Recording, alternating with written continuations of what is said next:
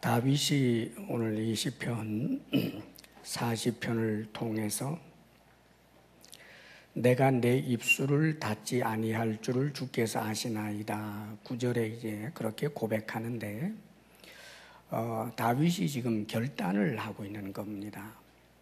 오늘 10절까지 말씀 가운데 특별히 우리가 좀 주목해야 할 것이 이제 세 가지를 결단하는 거예요. 하나님께서 주신 그 은혜가 너무 크고 놀랍고 감사해서 그 하나는 늘 새 노래를 부르겠다. 그리고 또 한 가지는 하나님 앞에 순종함으로 내가 드리는 제사가 하나님께서 받으실 만한 제사가 되기를 원한다. 그리고 또 한 가지는 내가 입을 열어서 언제나 주의 그 기쁜 소식을 전하리라. 이렇게 세 가지를 결단하고 있습니다. 오늘 말씀을 좀 구체적으로 보면 1절 말씀 먼저 한번 읽어볼까요? 시작. 내가 여호와를 기다리고 기다렸더니 귀를 기울이사 나의 부르짖음을 들으셨도다. 신앙에는 확실히 인내가 필요합니다. 기도에도 인내, 그리고 우리의 믿음 생활에도 반드시 그 구원의 완성이 일어날 때까지 인내하며 달려가야 하지요. 지금 다윗도 자신이 처해 있었던 그 긴박한, 정말 스스로의 힘으로는 헤쳐나올 수 없는 그런 상황에서 기도하면서 기다리고 기다렸다. 그런데 결국은 응답이 와서 어떤 일이 일어났느냐 하면 2절에 그는 이렇게 노래하고 있습니다. 2절 또 읽어볼까요? 시작. 나를 기가 막힐 웅덩이와 수렁에서 끌어올리시고 내 발을 반석 위에 두사 내 걸음을 견고하게 하셨도다. 자신을 기가 막힐 웅덩이와 수렁에서 끌어올리셨다라고 노래하죠. 기가 막힐 웅덩이. 이제 팔레스타인 같은 그런 지역에서 계곡 같은 곳에 이제 깊은 그런 웅덩이가 있다는 거예요. 그런데 사람이 실족해서 거기 한번 빠지면 밖에서 누가 건져주지 않으면 절대 살아나올 수 없는 이제 그런 웅덩이. 이 소용돌이 치는 계곡에 있는 깊은 물, 그런 것 아마 여러분 보신 적 있을 겁니다. 지금 그런 것을 이야기하는 거예요. 그럼 여기 수렁이란 습지지요. 계속해서 빠져들어가는 그런 습지 말입니다. 그러니까 지금 다윗은 무엇을 말하고 있느냐 하면 내 힘으로는 도저히 벗어날 수 없는 그 죽음의 상황에서 하나님이 나를 끌어올려 주셨다. 이 구원에 대한 감사의 마음을 지금 가지고 있는 거지요. 사랑하는 여러분, 우리는 어떻습니까? 우리 인생들에게 있어서 너 나를 막론하고 절대로 헤어나올 수 없는 그런 웅덩이, 습지가 있습니다. 그게 바로 죄요, 영원한 지옥 형벌입니다. 죄로 말미암아서 나중에 던져지게 되면 도저히 빠져나올 수 없는 그런 지옥 형벌이 기다리고 있는데 우리 주님께서, 우리 하나님께서 예수 그리스도라고 하는 그 밧줄을 통해서 우리를 영원한 죽음의 웅덩이에서, 그 습지에서부터 건져 주신 것입니다. 할렐루야. 이 사실을 믿으시는 여러분이 되시기를 바랍니다. 지금 다윗의 모든 결단의 기반이 뭐냐면 이거예요. 죽을 나를 하나님이 건져 주셨다. 이것이 그에게 감사가 되고 이 감사가 그의 입을 닫을 수 없게 만들었다는 거죠. 이 감사의 마음, 이 구원의 은혜에 대한 그 감격이 결단을 하는데 하나님 앞에 먼저는 늘 새 노래를 부르겠다는 거예요. 사랑하는 여러분, 우리도 그렇지 않겠습니까? 우리를 또 당연히 하나님 앞에 찬송함이 마땅합니다. 구원의 그 은혜에 대한 감사와 감격의 찬송을 우리가 불러야 하는데 오늘 말씀 3절에 보면 새 노래 곧 우리 하나님께 올릴 찬송을 내 입에 두셨으니 많은 사람이 보고 두려워하여 여호와를 의지하리로다. 그렇게 노래합니다. 지금 찬송을 하겠다라고 하는데 이 찬송을 새 노래라고 지금 표현합니다. 이 새 노래라는 말은 새롭게 만든 노래 혹은 뭐 한 번도 불러보지 않은 것을 처음으로 뜯어서 이제 부르는 노래, 그런 의미가 아닙니다. 이 새 노래란 새 마음으로 부르는 노래. 지금까지 여러 번 불렀지만 노래 자체가 좋아서 불렀고 곡조가 좋아서 불렀고 그냥 노래하는 게 좋아서 불렀는데 그 이유가 하나님이 나를 구원해 주셨다라고 하는 그 감격과 감사의 마음을 가지고 부르는 노래, 이 새 마음으로 부르는 노래가 새 노래인 것입니다. 사랑하는 여러분, 새 노래를 부르겠다는 거예요. 우리가 주님 앞에 나와 이 예배의 자리에 있을 때 여러분들 이 찬송의 시간을 절대로 소홀히 여기지 마십시오. 이 교회는 학교가 아닙니다. 목사의 설교만을 듣는 게 예배가 아니고 목사의 설교도 목사의 설교가 아니라 하나님께서 우리에게 목사를 통하여 말씀해 주시는 것이고 그러기에 주의 음성을 들으려고 해야 되고 또 내 쪽에서 하나님을 끊임없이 높여야 되는 것이 바로 찬송인데 이 찬송의 시간을 참으로 주님 앞에 감사와 감격으로 올려드릴 수 있게 되기를 바랍니다. 지금 다윗이 그걸 결단하는 거예요. 다윗이 하나님 앞에 찬송을 어디 한두 번 부른 사람이었겠어요. 또 다윗은 얼마나 많은 노래를 지은 사람입니까? 그분은 훌륭한 작곡가고 또 작시자였습니다. 그런데 지금 이렇게 결단하는 것은 내가 수백 번 부른다고 할지라도 그 노래가 새 노래가 되기를 원한다. 정말 하나님께서 내게 주신 그 은혜, 그 구원의 은혜에 대하여 감격하는 새 마음으로 나는 새 노래를 부르겠다. 그렇게 결단하는 것입니다. 그런데 이렇게 새 노래를 부르게 될 때 놀라운 일이 일어나는 겁니다. 많은 사람이 보고 두려워하여 여호와를 의지하리로다. 그러지요. 이 두려워한다라고 하는 것은 뜬금없는 그런 공포심 이런 것을 말하는 게 아니고 하나님을 향한 경외심이 일어나는 걸 말하는 거예요. 신앙적 두려움. 왜 그럴까? 새 노래를 부를 때 새 마음으로 하나님을 높이는 그 새 노래의 현장에는 하나님께서 임재하시기 때문입니다.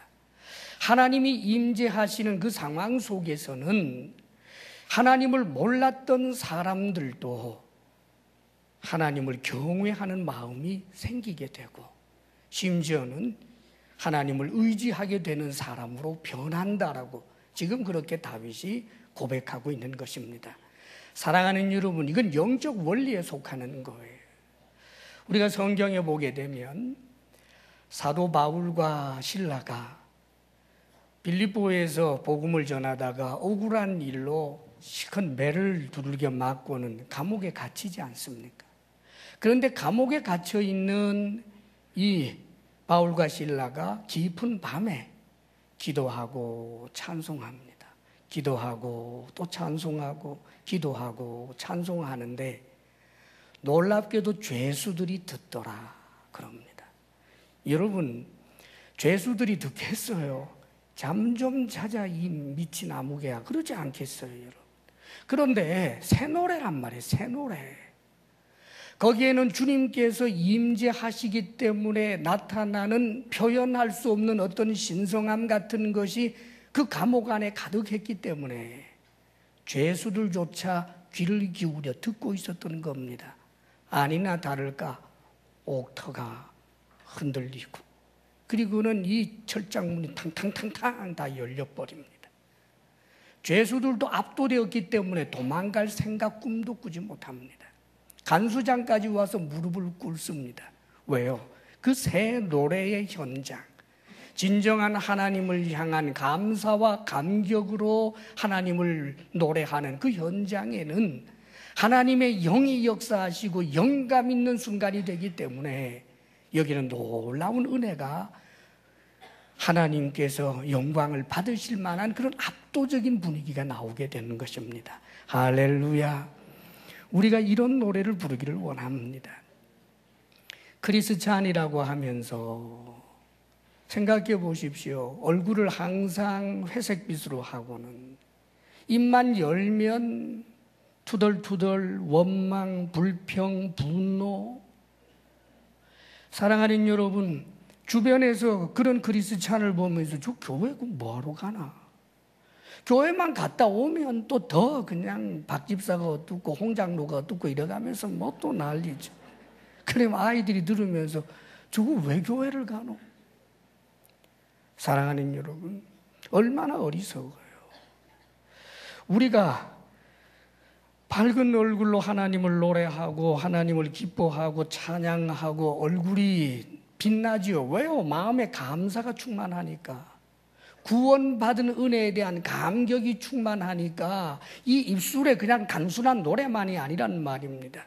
그 자체가 전부 에너지고 활력이고 힘이고 능력이고 기쁨이고, 그런 모습을 보는 남편이 내 아내가 믿는 하나님, 내 남편이 믿는 하나님, 거기에 대하여 경외심을 가지게 되지 않겠습니까? 이것은 교회도 마찬가지예요. 여러분이 애를 써서 누군가를 전도해서 교회에 데려다 놨는데 회중이라고 하는 일을 가만 보니까 얼굴이 전부 굳은 살 박인 것 같고 말이지. 그리고 노래를 하는데 노래하는 사람은 거의 없고 그저 몇 사람이 간신히 입을 그냥 입술만 들먹들먹 하면서 몇 마리 쫑알거리고만 하고 있고, 이 힘든 짓을 왜 하냐?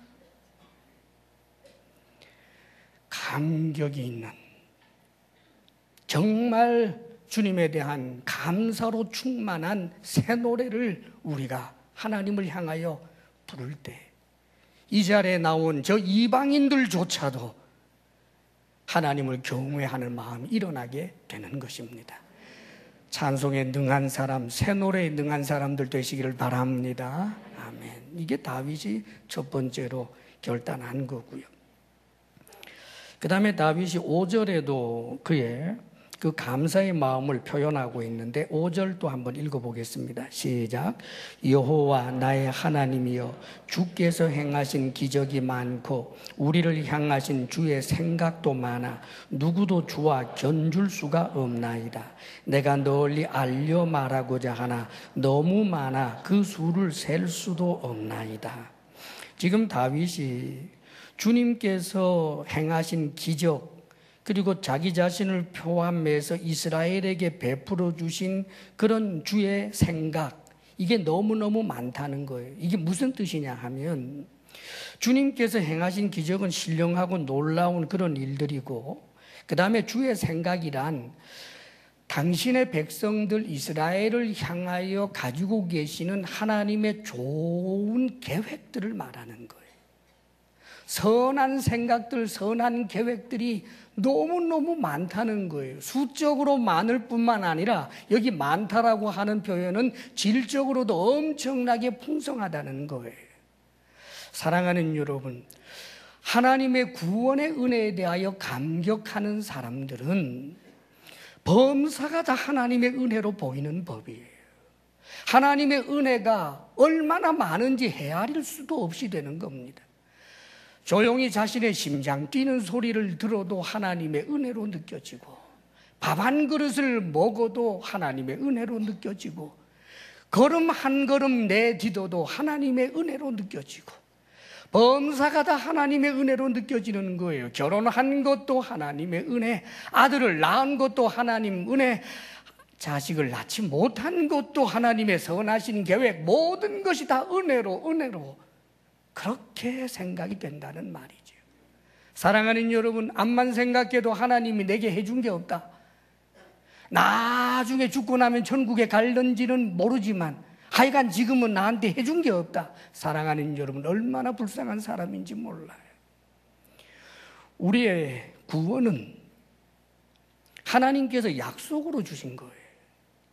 그런데 하나님께서 주신 약속이기 때문에 그 약속이, 하나님은 변덕스러운 분이 아니니까 당신이 하신 약속이라면 보증수표보다 더한 것이기 때문에 우리는 구원을 받았다라고 선언하고 있는 거죠. 다만 하나님께서 우리에게 구원을 주셨지만 내 쪽에서 그 구원을 버린다든지 예수 그리스도를 부인한다든지 짐짓 하나님이 없다라고 스스로 선언하면서 짐짓 주님께 등을 돌리게 되어서 신앙을 떠나게 된다면 그는 구원을 얻을 수 없겠지만, 하나님 편에서 내가 주님을 향하여 하나님께서 주신 약속을 믿고 구원의 감격의 노래를 부르고 범사를 하나님의 은혜라고 생각하는 그 사람은 어떤 경우에도 구원의 길에서 실족될 수가 없는 겁니다. 찬송을 한다라고 하는 것은 단순히 좀 좋은 것이 아닙니다. 신앙생활의 중요한 본질적인 요소예요. 감사가 없어지고 감격이 사라지고 내 입술에서 찬송이 사라진다라고 하는 것은 저 광야에서의 이스라엘 백성들이 보여주었던 그 모습, 구원은 받았으나 가나안 땅에 가지 못했던 사람들, 사랑하는 여러분, 그렇게 될 수 있다는 거예요. 그렇기 때문에 성경은 우리에게 참으로 충격적으로 권면해 주시는 그런 말씀들이 있는 거예요.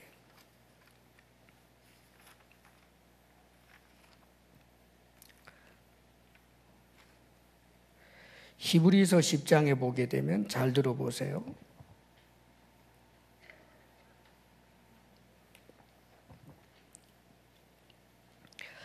너희에게 인내가 필요함은 너희가 하나님의 뜻을 행한 후에 약속하신 것을 받기 위함이라. 잠깐 후면 오실 이가 오시리니 지체하지 아니하시리라.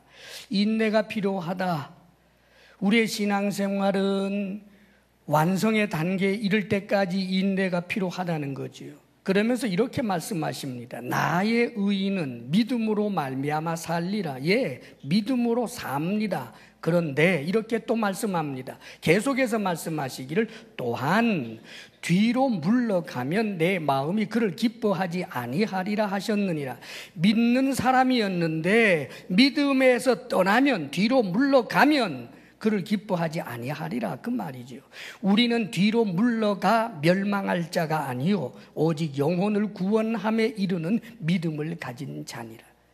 사랑하는 여러분, 찬송을 한다라고 하는 것은 하나님의 구원에 대한 감격으로 새 노래를 부르는 사람은 이 구원에 관한 믿음이 언제나 견고한 사람이에요. 뒤로 물러가지 않아요. 구원의 감격을 잃어버리고 찬송이 사라져버린 이는 믿는 길을 걸어가면서도 자신의 믿음이 치명적으로 지금 썩어 들어가는 것을 모르는 자라, 그 말입니다.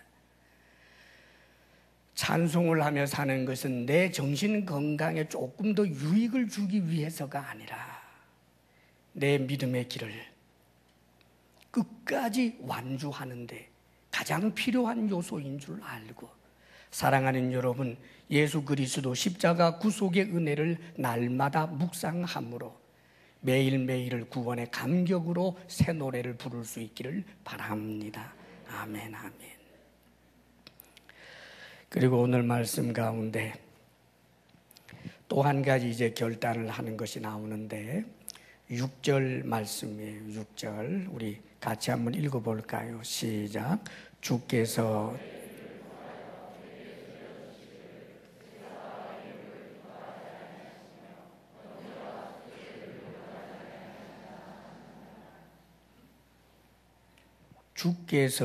내 귀를 통하여 내게 들려주시기를 제사와 예물을 기뻐하지 아니하시며 번제와 속죄제를 요구하지 아니하신다. 이 제사라고 하는 건 제물 가운데서 일부분을 불태우고 그 다음에 제사장 몫으로 돌려야 할 것은 돌리고 나머지는 함께 먹는 제사를 말하는 거예요. 제사가 보통 그렇게 되어 있습니다. 그 다음에 여기 예물이란 소제를 말하는 거예요. 그리고 또 한 가지 번제라고 하는 것은 동물 전부를 다 번제물로 100% 완전히 태워 없애는 것, 헌신의 의미를 가지고 있는 그런 제사예요. 뿐만 아니라 속죄제, 그것은 죄 사함을 받기 위하여, 죄의 속량을 받기 위하여 드리는 제사예요. 자, 이런 제사는 하나님이 명령해서 했던 것이라는 말입니다. 하나님께서 명령해서 한 제사고 당신께서 이 제사를 받으시겠다고 하셨었는데 여기 지금 이게 무슨 말이냐는 말이지.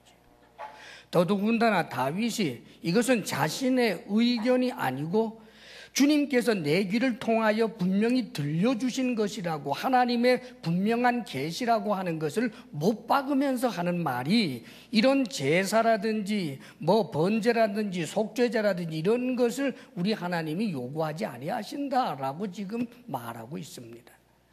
사실 다윗이 이 시편을 쓰고 난 다음부터 그러면 이제부터는 더 이상 제사를 드리지 않겠다라고 해서 다윗 왕국의 제사 제도가 없어졌느냐? 그렇지 않아요. 다윗은 여전히 이 시를 쓰고도 제사를 드립니다. 다윗의 아들 솔로몬은 1000번제를 드려서 하나님을 기쁘시게 했습니다. 그렇다면 도대체 이게 뭘까요? 형식적인 제사가 아니라 하나님이 받으실 만한 제사를 말하는 겁니다. 그 형식적인 제사, 제사라고 하는 이름으로 오히려 하나님을 모욕하는 그 제사, 하나님이 기뻐하지 않는다, 그 뜻입니다. 그래서 다윗이 지금 결단하는 거예요. 그래서 하나님이 이 말씀을 하시니까 7절에 그때에 내가 말하기를, 결단이지요. 내가 왔나이다. 내가 주님 앞에 있나이다. 내가 여기 있습니다. 내가 순종할 그런 마음의 자세를 가지고 지금 하나님 앞에 있나이다. 그래서 그는 이렇게 하나님 앞에 결단하는 것입니다. 나를 가리켜 기록한 것이 두루마리 책에 있나이다. 이 나를 가리켜 기록한 것이 두루마리 책에 있다. 나를 가리켜라고 하는 이 표현은 다르게 번역하면 나를 위하여.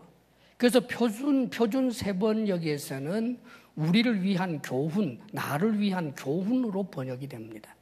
그러니까 지금 다윗이 무엇을 말하고 있느냐 하면, 내가 지금 주님 앞에 이렇게 있습니다. 순종할 태세를 가지고 있습니다. 두루마리 책, 즉 모세의 모든 율법책은 나를 위하여 기록한 것, 나에 대하여 기록한 것, 다시 말하면 그 말씀은 나에게 교훈으로 주신 것입니다. 그러기에 8절에 나의 하나님이여 내가 주의 뜻 행하기를 즐기오니 주의 법이 나의 심중에 있나이다 하였나이다. 자신의 고백을 아렸다는 거지요. 모세의 그 말씀을 따라서 살되 그 말씀을 오히려 즐겁게 그렇게 순종하며 살겠습니다. 그리하여 하나님의 말씀을 즐겁게 순종함으로 내가 드리는 이 제사가 하나님이 받으실 만한 제사가 되게 하겠습니다 하는 고백을 하고 있는 거예요. 사랑하는 여러분, 우리가 하나님 앞에 예배를 드리면 어쩔 수 없이 받을 수밖에 없는 하나님, 어림도 없습니다. 여러분. 전날에 이스라엘 백성들이 하나님 앞에 제사를 드리는데 형식만 남았어요. 그래서 하나님 앞에 제사를 드리면서도 오히려 병든 것, 흠이 있는 것들이든지, 또 일반 생활 가운데서는 죄를 물먹듯 하면서 온 손에 말하자면 피를 묻힌 채로 제사를 드리며 양 한 마리 잡아서 속죄제로 드리면 죄가 그냥 깨끗하게 씻어질 것이라고 생각을 하고, 양이 속죄제로 드려지게 될 때 죄에 대한 뉘우침이나 다시는 죄를 짓지 않겠습니다라고 하는 결단적 어떤 그런 마음가짐도 하나도 없이 주술처럼 그렇게 제사를 드렸습니다. 이것은 하나님을 모욕하는 일입니다. 또 이 번제라든지 속죄제라든지 이런 제사 제도를 요구하지 아니하신다라고 하신 이 말씀이 나중에는 7절과 연결되어서 누구를 통하여 완성되는 말씀이냐 하면 예수 그리스도를 통하여 완성됩니다. 예수 그리스도께서 오심으로 더 이상 짐승으로 제사 드리는 것은 폐하여지고 예수 그리스도 당신이 속죄 제물이 되셔서 하나님 앞에 드려지게 되는 거죠. 그렇기 때문에 우리는 이 제사가 아니라 이제는 하나님 앞에 우리 주 예수 그리스도의 구속의 은혜를 통하여 하나님 앞에 예배를 드리는 것을 말하는 겁니다. 그렇다면 우리는 어떻게 결단해야 할까요? 내 예배가 우리 하나님이 받으실 만한 예배가 되도록 예배 자체의 감사와 감격으로 새 노래로 주님을 찬송할 뿐만 아니라 우리의 일상의 삶 가운데서도 하나님의 말씀을 따라 즐겁게 순종함으로 우리가 드리는 이 예배가 하나님이 받으실 만한 예배가 되어야 되겠다. 그렇게 결단해야 되는 것입니다. 오늘 이 결단이 우리 모두에게 있기를 바랍니다. 복 있는 사람은 그가 드리는 예배가 받아들여지는 사람입니다. 사랑하는 여러분, 우리의 삶 가운데서 하나님 앞에 말씀을 즐겁게 순종하게 되면 그가 드리는 예배를 하나님께서 기뻐 받아주시고 하나님이 기뻐 받으시는 그 예배에는 하나님께서 당신의 위엄과 그의 권능과 그의 신령한 은혜들을 쏟아부어 주시기 때문에 예배를 드리는 중에 본인에게 말로 할 수 없는 위로와 격려와 큰 힘을 받게 되고 이 격려와 큰 힘을 받은 그것으로 다시 자신의 삶의 자리에 돌아가서 또다시 그 말씀에 순종할 힘을 얻게 되므로 계속해서 이것이 선순환이 일어나게 되는 것입니다. 그런데 여러분, 말씀을 따라 순종하는 것을 거역하고 말씀에 순종한다는 것이 얼마나 힘들고 어려운지 항상 말씀 순종 그러면 어렵다라고 하는 것부터 그 선입관념만 굳게 붙들고 그 자체가 우상이 되어버린 성도들이 얼마나 많은지 몰라요. 말씀에 불순종하며 살다가 예배의 자리에 나왔는데도 예배의 자리에 나온 그의 마음이 쉽게 열리겠습니까? 불순종 길에 죄의 길에 서 있던 자가 예배의 자리에 나온다고 마음이 열리겠느냐고요. 팍팍한 마음, 사막과 같은 마음, 새 노래가 나오지가 않지요. 그래서 예배가 무의미하고 무의미한 그 예배의 자리에서 선포되는 하나님의 말씀은 내게 위로가 되거나 격려가 되는 것이 아니라 항상 내게 상처 주는 말씀으로만 들려오고 그래서 악순환이 되는 거예요. 사랑하는 여러분, 다윗이 왜 하나님의 말씀을 순종하는 것을 즐겁게 하겠다라고 말했을까요? 여러분, 우리가 왜 하나님의 말씀에 순종하는 것이 즐겁지 않다고 생각할까요? 하나님의 말씀에 순종하는 것이 즐거울 수 있는 중요한 이유 하나는 주님을 사랑할 때 순종하는 것은 쉽습니다. 그래서 우리 주님께서도 그렇게 말씀하셨어요. 너희가 나를 사랑하면 나의 계명을 지키리라. 제가 고등학교 때 짝사랑하는 누나가 있었어. 내가 짝사랑하던 누나. 고등학교 때 나보다 2살 위 누나인데 이쁘고 그 옆에만 가면 얼마나 그렇게 향기도 좋고 그냥 아이가 그 옆에만 가면 두방망이 찔렸어요. 근데 이 누나가 어느 날 고1 때 이번 여름 성경학교 때 나와서 좀 보조교사 해줄래? 네. 내가 좋아하는 누나가 시키는 일인데 그 누나가 졸업을 하고 나서 뭐 자기 집 배추밭에 그 배추 뽑는 일이 있는데 인부가 모자란데 와서 좀 도와줄래? 네. 왜요? 내가 좋아하는 사람이니까. 왜 어려워요? 주님께서 시키시는 일이 왜 어려우냐고요. 사랑해요. 입술이 아닙니다. 사랑하면 주님께서 하라고 하시는 그 일이 즐거워지는 법입니다. 그리고 주님께서 하라고 명령하시는 일에 순종하는 것이 즐거울 수 있는 이유는 믿음입니다. 명령하시는 그분이 선한 분이고 명령하시는 이유가 내게 유익을 주시기 위함입니다. 하나님이 내게 하라고 하시는 일이 내게 손해 볼 일이 있겠습니까? 우리는 하나님께서 내게 주시는 그 명령에 순종하면 내가 손해볼 것처럼 생각해요. 하나님이 그렇게 악한 분입니까? 하나님이 그렇게 모진 분입니까?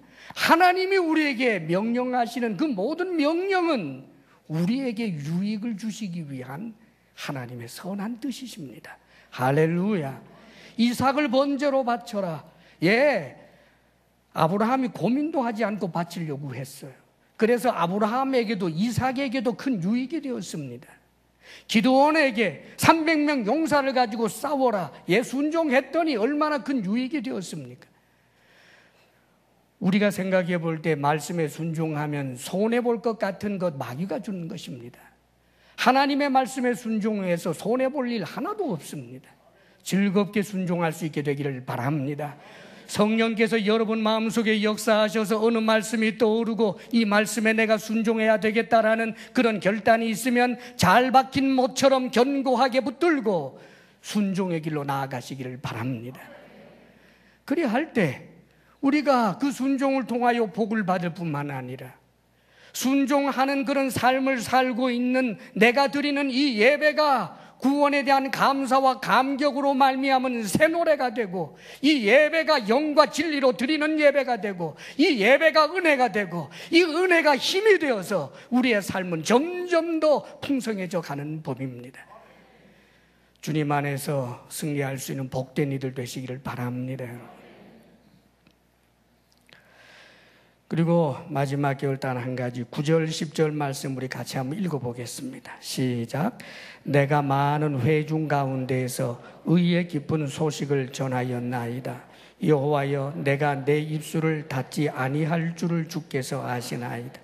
내가 주의 공의를 내 심중에 숨기지 아니하고 주의 성실과 구원을 선포하였으며 내가 주의 인자와 진리를 많은 회중 가운데에서 감추지 아니하였나이다. 또 한 가지 결단이 이거예요. 많은 회중 가운데에서 의의 기쁜 소식을 전하였나이다. 지금 전했고 또 계속해서 입술을 닫지 않고 전하겠다는 거지요. 주의 공의를 내 심중에 숨기지 아니하고 주의 성실과 구원을 선포했고 내가 주의 인자와 진리를 많은 회중 가운데서 감추지 아니하였나이다. 계속해서 그렇게 말하자면 이 기쁜 소식, 우리로 말하면 이 복음을 전하는 삶을 살겠다라고 결단하는 거예요. 여기 회중은 두 가지 의미가 있어요. 하나는 이스라엘 공동체입니다. 그러니까 지금 다윗은 이스라엘 백성들 앞에서, 말하자면 우리로 말하면 교회 안에서 계속해서 복음을 전하겠다는 거예요. 사랑하는 여러분, 우리가 모여서 예배를 드리고 있고 또 이 예배의 형식 가운데 하나님이 세워주신 대로 말씀 전하는 자를 통해서 말씀이 선포될 때 그 말씀은 전부 복음인 거예요. 복음은 내적으로도 항상 전해지는 것입니다, 여러분. 왜요? 우리는 복음을 누리고 살아야 되기 때문입니다. 그 복음을 잊지 않아야 하기 때문입니다. 복음을 견고하게 붙들고 감사와 감격으로 하나님 말씀에 순종하는 자로 살기 위해서 끊임없이 교회 안에서는 복음이 서로 전해져야 되는 거예요. 온 회중이 모인 이 대그룹 예배에서 복음이 선포되고, 여러분이 소그룹으로 모였을 때도 서로 평신도들이 하나님의 말씀을 붙들고 서로가 서로에게 복음으로 격려하는 것입니다. 이것이 셀 가족 모임인 거예요. 이것이 우리에게 주는 유익이 얼마나 큰지 모릅니다. 지금 다윗은 그것을 알고 있는 거지요. 입을 닫지 않겠다는 겁니다. 이스라엘 회중들 앞에 끊임없이 하나님의 그 기쁜 소식을 전하겠다는 거예요. 사랑하는 여러분, 여러분이 입을 열어 전하는 것이 누군가에게, 연약한 성도에게 예수님을 더욱더 견고하게 믿고 믿음 생활 잘할 수 있도록 복음이 증거되는 역사가 있게 되기를 바랍니다. 또 한 가지 회중이란 말 그대로 믿지 않는 사람들에게도 복음을 전하겠다는 거예요. 사실 이 구약에서는 하나님의 계시가 완성되기 전이죠. 말하자면 이 다윗 시대만 해도 아직까지 구약 성경조차도 완성되기 전이에요. 그런데 신약 성경까지 완성된 지금 우리는 분명히 압니다. 구약에서는 희미하게 이스라엘 백성 바깥에도 하나님의 복음이 전해질 것에 대해서 희미하게 보여주십니다. 구약에도 없는 것 아니에요. 구약에도 분명히 만방이 하나님을 경외하게 되기를 원하신다라고 하는 말씀 내용들이 많고, 출애굽했던 이스라엘 백성들 가운데 유대인 아닌 다른 사람들, 다른 민족의 사람들도 함께 섞여 나왔다는 이야기도 있고, 그리고 롯과 같은 사람, 이방 여인이었지만 하나님의 백성이 된 이야기도 많고, 그래서 구약은 희미하게 복음이 이방에게도 전해지는 것에 대해서 말씀해 주고 있지만, 그러나 신약으로 와서 말하자면 계시가 완성된 우리들은 복음이 전파되어야 한다는 사실을 모르는 사람이 하나도 없습니다. 너희는 가서 모든 민족을 제자로 삼아 아버지와 아들과 성령의 이름으로 세례를 주고 내가 너희에게 분부한 모든 것을 가르쳐 지키게 하라. 볼지어다 내가 세상 끝날까지 너희와 항상 함께 있으리라. 사랑하는 여러분, 이런 지상 대명령은 우리 주님께서 우리 교회들에게 분명히 하신 명령인 것입니다. 내가 누군가를 구원하기 위해서 내가 믿는 하나님을 그가 믿고 나처럼 구원의 감격으로 새 노래를 부르고 하나님을 예배하고 삶의 자리에서 풍성한 하나님이 함께 하시는 그 역사를 누리는 그 삶에 초대하기 위해서 안타까운 마음으로 누군가를 위해 기도하고 그를 사랑으로 섬기고 그가 나를 통하여서 예수 믿도록 하기 위하여 언제나 입을 열어 그를 권하는 그 사람, 복 있는 사람입니다. 사랑하는 여러분, 이 세상에 복음이 필요한 사람은 없어요. 한 가지 말씀드리고 마칩니다. 성경에 보면 고넬료라고 하는 백부장이 있어요. 그런데 이 백부장이 로마 사람인데 그 당시 어떤 경로로서였는지는 모르지만 유대교로 들어왔어요. 그래서 그는 여호와 하나님을 잘 섬기면서 무엇을 열심히 했느냐 하면 기도하는 일을 열심히 하고 구제하는 일을 열심히 했어요. 기도와 구제, 얼마나 귀한 일입니까? 자, 기도하고 열심히 구제하는 일을 했으면 다 된 것 아니에요? 우리 하나님께서 천사를 보내서 이 고넬료에게 환상 중에 뭐라고 말하느냐 하면 어느 곳에 가면 저기 시몬이라고 하는 베드로가 있는데 그를 데려다가 그의 말을 들어라 그럽니다. 그래서 이 베드로도 역시 그런 환상을 보고 난 다음에 이 고넬료 집에 와서 로마 사람들이 잔뜩 모여있는 그 자리에서 복음을 전함으로 그가 예수님을 믿게 되는 장면이 사도행전에 나와요. 한 가지 의문입니다. 자, 기도를 이미 열심히 하고 있는 사람이고 착하게 그렇게 살고 있는, 구제하면서 살아가고 있는 그런 사람이라면 그 자체로 된 것 아니냐 그 말이에요. 굳이 무슨 예수를 믿어야 할 이유 없이 하나님께서 천사를 보내서 네 기도와 구제가 상달되었으니 이제 계속해서 기도하고 구제하며 살아라. 기도하고 구제하고 살면 된다. 그러면 천국 간다. 아무 걱정 없다라가 아니라 베드로를 청해서 복음을 들어라. 사랑하는 여러분, 천사처럼 살아도 그것만으로는 안 된다는 말이에요. 아무리 착하게 살아도 그것만으로는 안 된다는 말이지요. 예수 그리스도를 믿어야 된다 그 말입니다.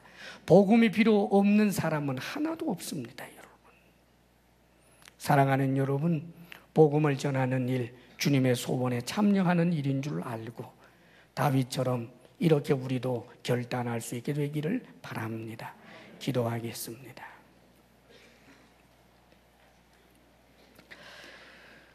아버지 하나님, 참으로 주님께 감사합니다. 우리의 믿음의 귀한 선배, 참으로 다윗의 결단을 우리가 보았고 우리도 이 말씀 앞에서 결단하고자 합니다. 참으로 주님께서 우리를 기가 막힐 웅덩이와 수렁에서 끌어올려 주셨는데 아버지 하나님, 그 은혜에 대한 감사와 감격이 사라져버린 자 되지 않게 하여 주옵소서. 그 은혜가 언제나 감사와 감격으로 다가와 주님을 향하여 늘 새 노래를 부르게 하여 주옵소서. 뿐만 아니라 우리가 주의 말씀에 늘 즐겁게 순종함고 삶으로 우리가 드리는 예배가 하나님이 받으실 만한 예배가 되게 하여 주시옵소서.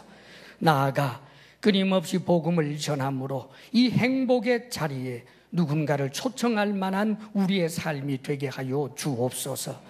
예수님 이름으로 기도하옵나이다. 아멘. 아버지 하나님, 참으로 주님께서 주신 구원의 은혜를 우리가 잊고 살 때가 너무나 많습니다.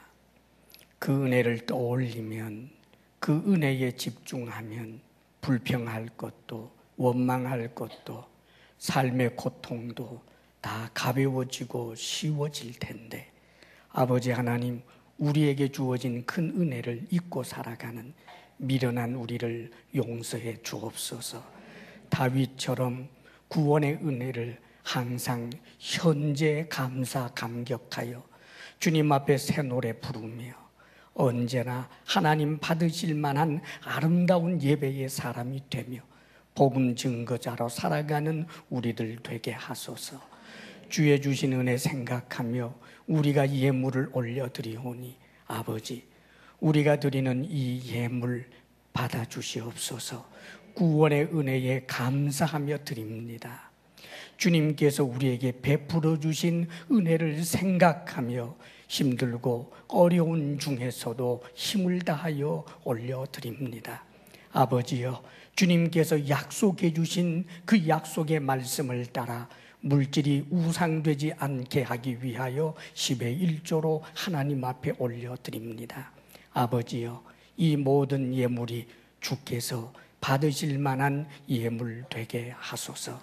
사랑하는 우리 성도들에게 건강의 복 주시기를 원하며 마음의 평강 주시기를 원하며 부부사랑 돈독하게 하시기를 원하며 우리들의 자녀가 믿음으로 견고하게 살게 되기를 원합니다.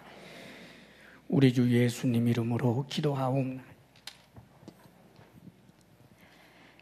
이제는 우리를 죄와 죽음에서 구원하신 우리 주 예수 그리스도의 은혜와 하나님의 다함없는 사랑하심과 성령의 인도하심과 교통하심이 우리를 구원하신 주님께 감사하며 새 노래로 화답하고, 주님, 내가 여기 있나이다, 주님 사랑합니다, 순종함으로 내 전 존재를 드리며 입을 열어 의의 기쁜 소식을 교회 안에서나 밖에서나 달려가 전하리라 결단하는 사랑하는 모든 성도들과 주사랑교회 위에, 이 나라 이 민족 위에 이제로부터 영원까지 함께 하시기를 간절히 축원하옵나이다. 아멘.